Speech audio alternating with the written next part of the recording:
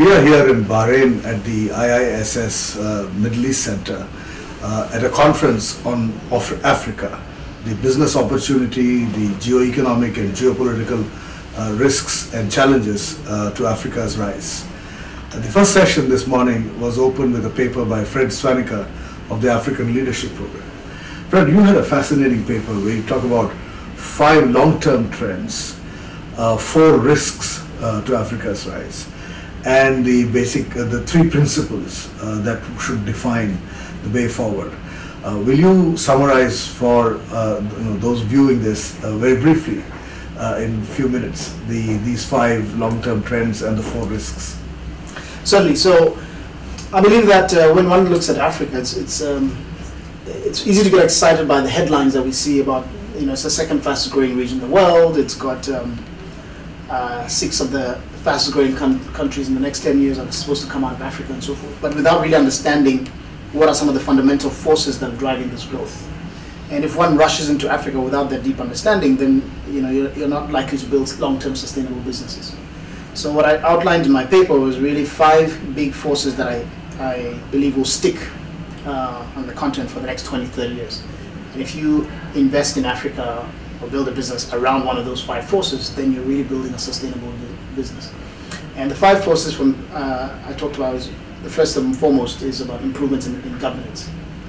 While leadership and governance in Africa is nowhere near where it should be, or where it should, it's not as comparable to the rest of the world, it is vastly improved today from where it was 30 or 40 years ago, when the continent was, for example, about 30 years ago, 33 countries in Africa were in some form of conflict. Today, that number is less than 5. And expectations of democracy and good governance and accountability by the population are much, much greater today. So when a coup d'etat happens, like what happened in Central African Republic 2 weeks ago, it's today much more of a shock versus an expectation in the continent. And that's the first thing that's really improving, because as long as countries are at war, no one's going to invest or build businesses.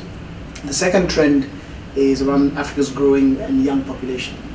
Africa has the fastest growing population in the world, and it also has the youngest population in the world. So the median age of an African is about 18 years old. This compares to Germany, where it's 43.7. So we have a young population that's vibrant, and also people are having fewer children in Africa. So this means that there's a large and growing consumer class which has fewer mouths to feed on an individual basis. And what this is bringing about is what they call demographic dividend, where people have more disposable income and are able to spend money on goods and services, and that's also driving growth. The third factor is improvements in education.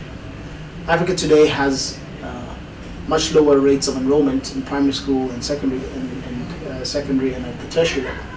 But this underlies the fact that, this hides the fact that over the last 30 to 50 years, the sheer number of educated people in Africa has increased dramatically. When Ghana got independence in 1957, there was something like 25,000 university graduates in the whole of sub-Saharan Africa, if you exclude South Africa.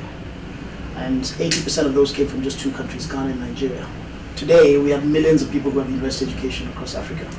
And so with this better stock of educated people and with the improvements in the infrastructure and environment in Africa, more and more educated people who left Africa have come back and are setting up businesses and contributing to governments and so forth. So that's another trend.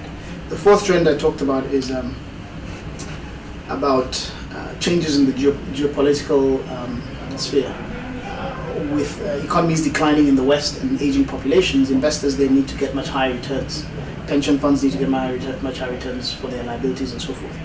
And you have forces like China investing in Africa.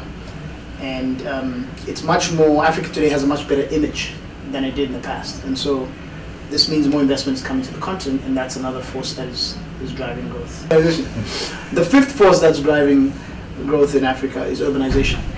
Today, 400 million people live in Africa's cities.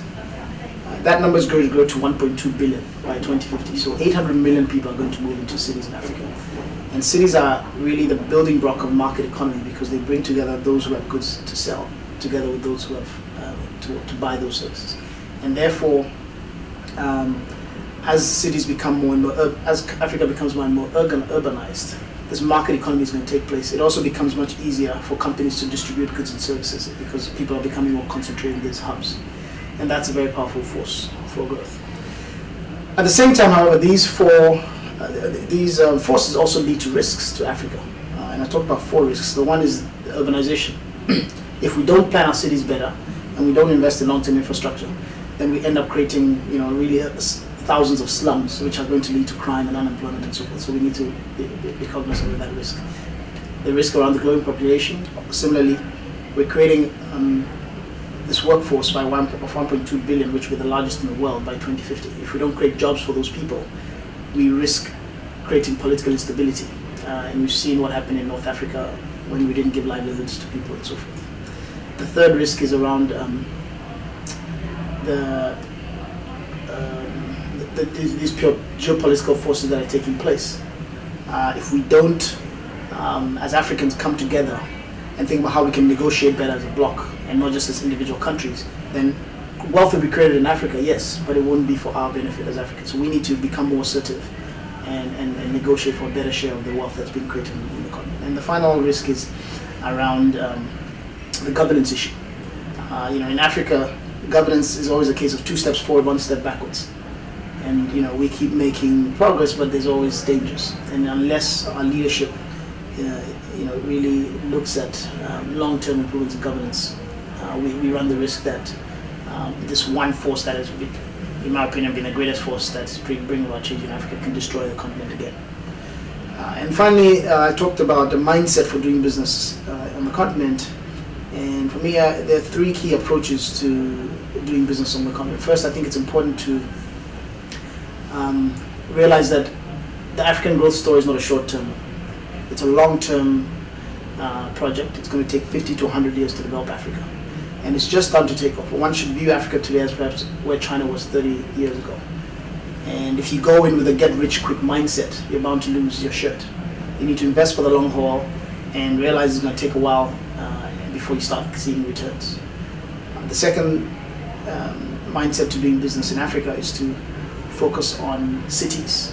I talked about how Africa today has growing urbanization. There are today 50 cities on the continent that have more than 1 million people. And this is actually greater than urban India today, for example, and in terms of the total population that lives in these cities. So as an investor going into the continent, it's daunting to try and tackle 54 countries. It's much easier to look at 50 cities. And that's where increasingly the development is going to take place, and so that's where we benefit from. And the final mindset is about focusing on what I call north of the Limpopo River. The Limpopo River is the river that separates South Africa from the rest of the continent. South Africa, unfortunately, is not the most exciting place, in my opinion, to invest today. All these trends that I talked about are really shaping the rest of Africa. So urbanization, South Africa is already urbanized. The population growth, South Africa is not growing as fast as the rest of the world. And so today, for example, this year, South Africa is projected to grow at 3%, whereas the rest of the continent is growing at between 6 and 7%. So that's where really, if you want to capture these business opportunities, you should focus on the dynamism that exists north of South Africa. Thank you, Fred. I think that accurately sums up your brilliant paper, and thank you for being in the IISS. Thank you very much for having me.